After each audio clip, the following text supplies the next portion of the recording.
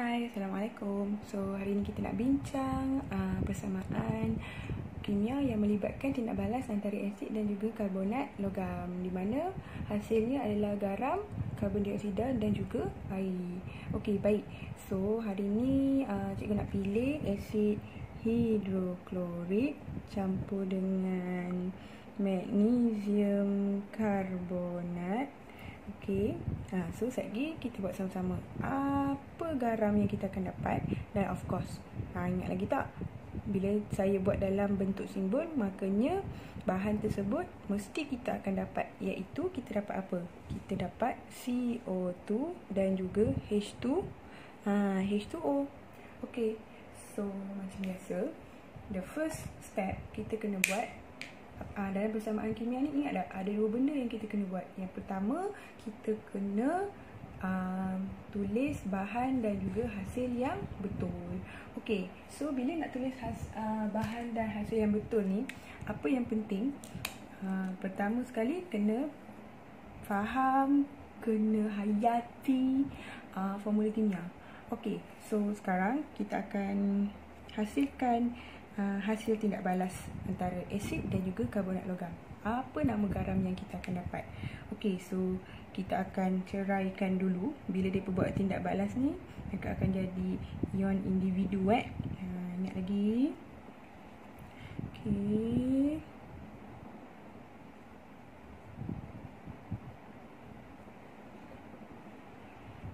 Okey, so kat sini dia ada sedikit orang kata tricks lah.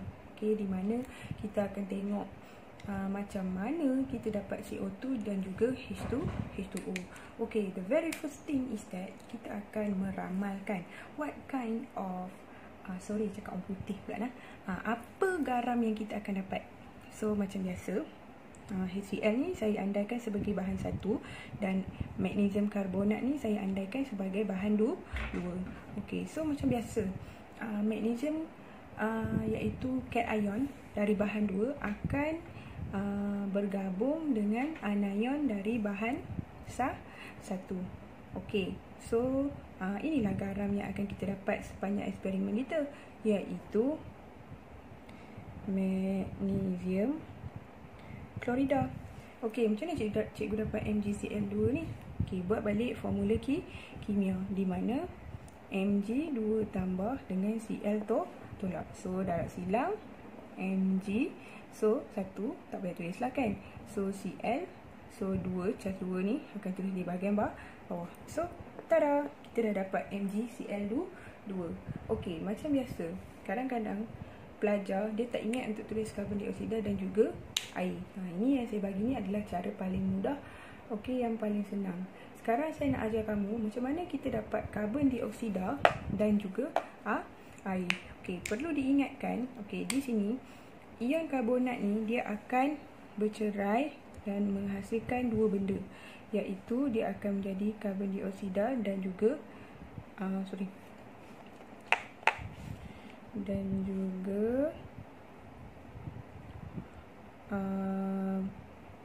ion oksida di sini.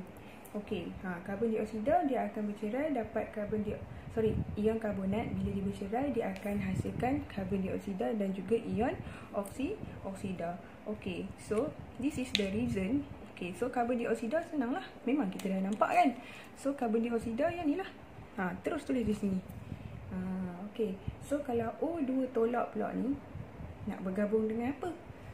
So kita akan tengok ada, tadi dah settle satu part kan, yang mana cation bahagian bahan 2 bergabung dengan anion bahan 1. So sekarang cation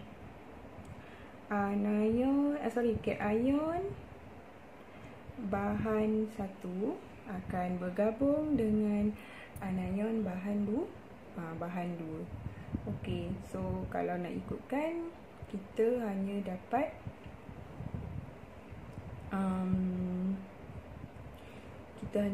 ni lah. Kalau nak ikutkan macam ni lah kan. Cikgu, lepas tu nanti saya kan akan buat macam ni.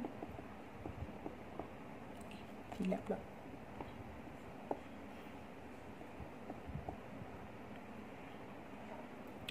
Okey. So, dapatlah di sini air. Dapat tak? Nampak tak? Harap-harap nampak. Okay. Alright, so kita dah settle bab yang pertama, iaitu kita hasilkan apa kelas? Kita berupaya tulis bahan dan hasil yang betul. Okay, so jom kita pergi bagaimana cara untuk seimbangkan. Bagaimana kita nak seimbangkan sebelah sebelah kiri dengan sebelah kanan. Okey, jom. Okey guys, sekarang kita nak mula seimbangkan persamaan kita. Okey, so macam biasa, kamu kena bahagikan dua. Kamu bahagikan dua supaya kamu dapat yang pertama. Step pertama, apa kita nak buat? Kita kena senaraikan unsur sebelah unsur yang ada sebelah kiri dan apa unsur yang ada sebelah kanan. Okey, so kita senaraikan dan kita tulislah berapa bilangan dia. Okey, H ada 1, Cl ada 1, Mg ada 1, CO2. Macam mana saya dapat CO2 ni walaupun kat sini ada CO3? Ingat balik, CO3 ni tadi kan kita dah pecahkan kepada CO2 dan juga O2 tolak. Betul tak? Okey, so sekarang kita kena tulis macam tu lah. Dan sini O ada 1. Okey. Dapat tak? Ingat balik. Daripada ion karbonat tu sebenarnya kita boleh pecahkan kepada karbon dioksida dan juga ion oksida. Okey, so kita kena senaraikan semua tu. Kalau saya sukalah lebih baik kita senaraikan dalam bentuk memanjang ni, supaya kita dapat balance kan. Okey, so kita tengok kat sini. Kalau nak bagi senang lagi, kalau kat sini H, kat sini H. Kita buat bagi sama dan kita dapat tengoklah apa yang berbeza, nilainya tak sama bahagian kiri, bahagian kanan. Okey, jom kita buat sebelah kanan pula. So H ada 2, O ada 1, CO2 ada 1, Mg ada 1 dan Cl ada 2.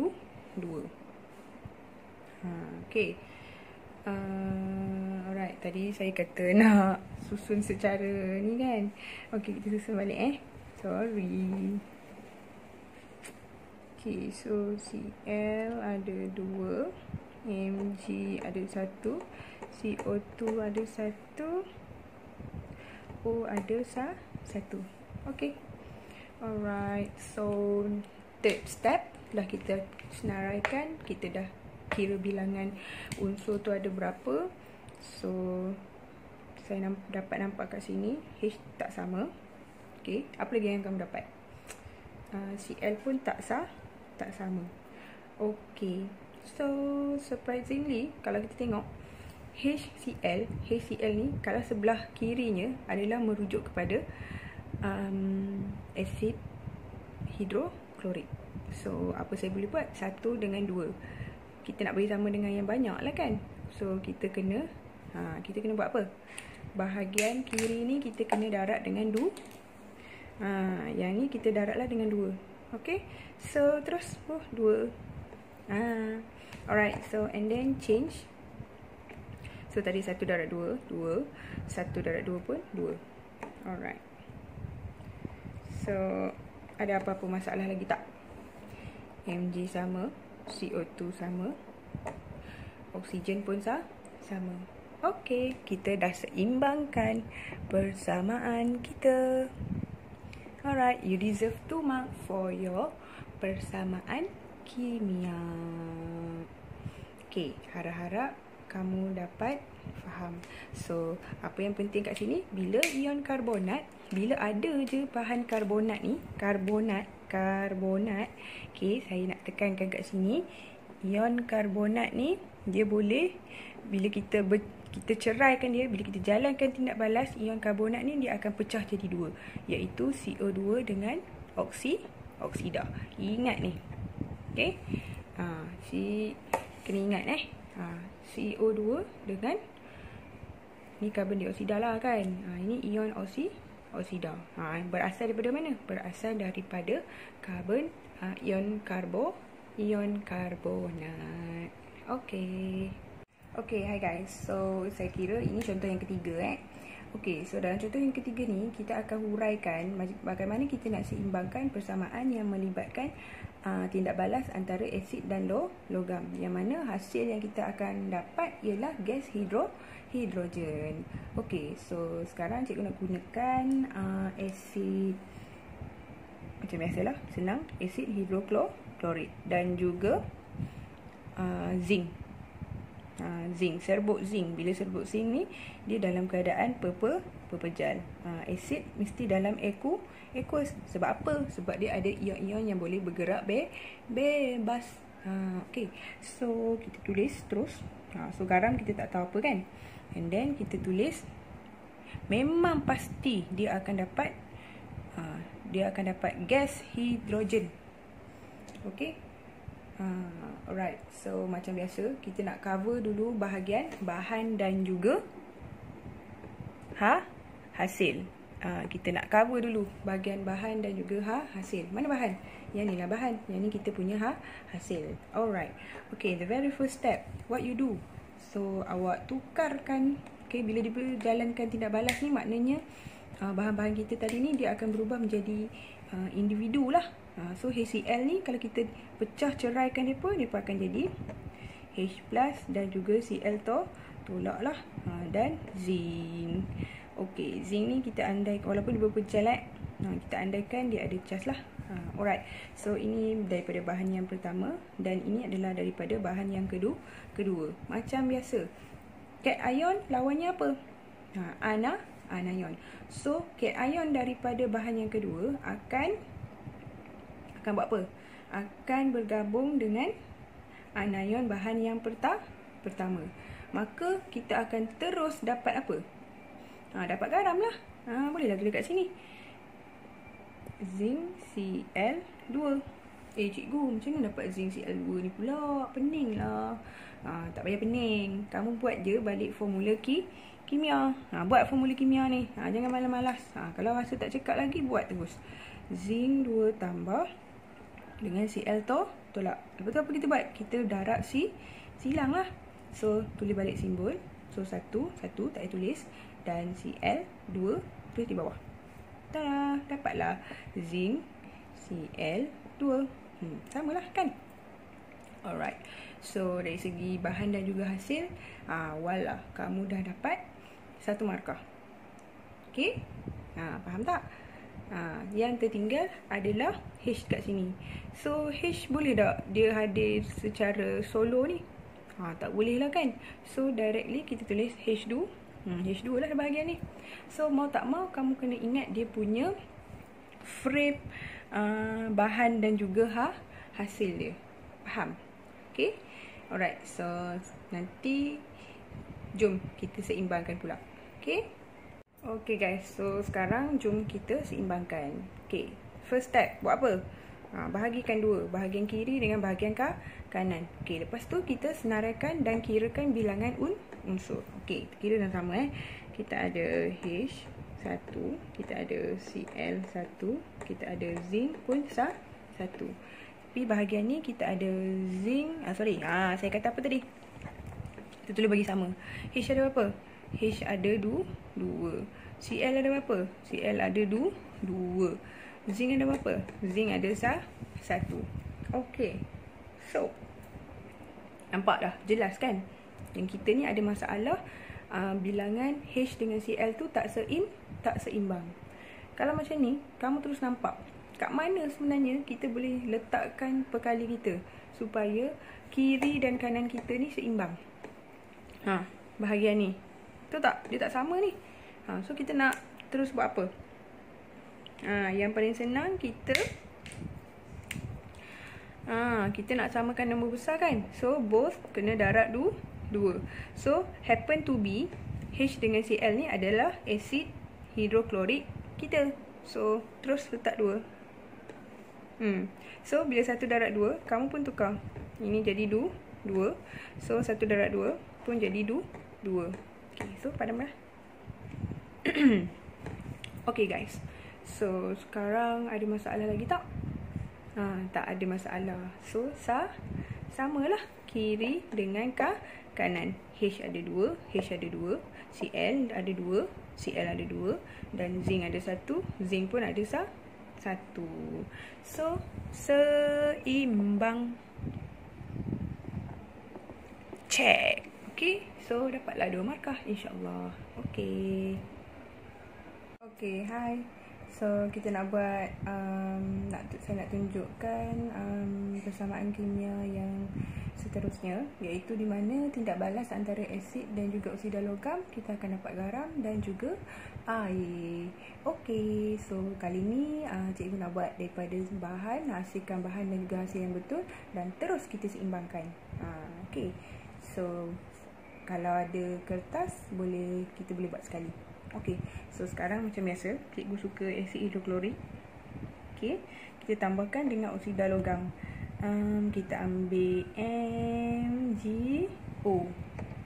MgO ni adalah magnesium oksida. So itu adalah contoh oksida logam lah. Kalau tak suka magnesium oksida, boleh bubuh zinc oksida ke, kupron oksida ke. Okey, mana-mana yang kamu minat lah.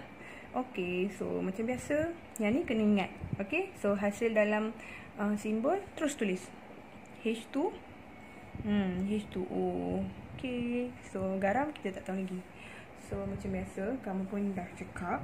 Okey, kamu akan ni lah, nampak terus. So apa nama garam kamu agak-agak? Magnesium klorida, dan kamu akan dapat H2O lah, cecair. So akan dapat tahu tak macam mana dapat ni? Okey lah, cikgu terangkan. Okey, so senang saja. Kan saya kata ni individu, H plus Cl tolak, Mg2 tambah O2. So buat bulat. Okey, so ket ion bahan 2 akan ambil anion bahan 1. Okey, dan ket ion bahan 1 akan ambil anion bahan 2. Okey. So kalau nak mesti tulis formula kimia yang betul lah. Okey, so ini 1, ini 2. So buatlah Mg2 tambah, okey, kamu buat dengan Cl tu, tolak darab silang, kamu dapat Mg dan juga Cl2. So check betul. And then ini yang ni, yang kedua ni kan, ni baru 1. Okey, yang kedua pula. Alright. H tambah O2 tu tolak, so darab silang H ada 2 O. Okey, so check H2O, dan ini MgCl2. So check dah betul untuk bahagian yang pertama, iaitu bahan dan hasil adalah betul. Okey. Okay, so sekarang kita nak seimbangkan. Macam biasa, kita bahagikan 2. Okay, bila kita bahagi 2 tu, kita nak buat apa? Senaraikan dan kira bilangan unsur. Okay, so H ada 1, Cl ada 1, Mg ada 1, O ada 1. Okay, so bagi sama. Sini H, ni H lah. Tengok, H ada 2, Cl ada 2, Mg ada 1, dan O ada 1. Okay, so what do you do? Awak nampak ada apa yang tak sama belah kiri dengan belah kanan kita ni? Nampak tak? Kalau tak nampak tu, pergi cuci muka. Okay. Alright, go Raja. So sekarang ni nampak bahagian ni yang tak sama, betul tak? Okey, so takkan nak pergi sama dengan benda kecil kan? Kita nak pergi sama benda besar lah. So sini 1, sini 2. So nak pergi sama, kita kena darab 2. So happen to be, kalau sebelah kiri yang melibatkan unsur H dan juga Cl ni adalah asid hidroklorik kita. So kita kena letakkan 2 lah di depan. Okey, hampa yang kita duk seimbang, yang kita letak 2 lah, 1 lah kan, 3 lah kat depan-depan bahan-bahan ni semua ataupun hasil ni. Okey, ini sebenarnya merujuk kepada bilangan Ya, inilah bilangan mol. Faham? Okay. Apa? Alright. Tadi kita dah ada 2 kan? So, sini 2, sini 2. So, any problem boys and girls? Tak ada dah. So, sekarang semua pun dah seimbang. Kiri cek, kanan cek. Okay.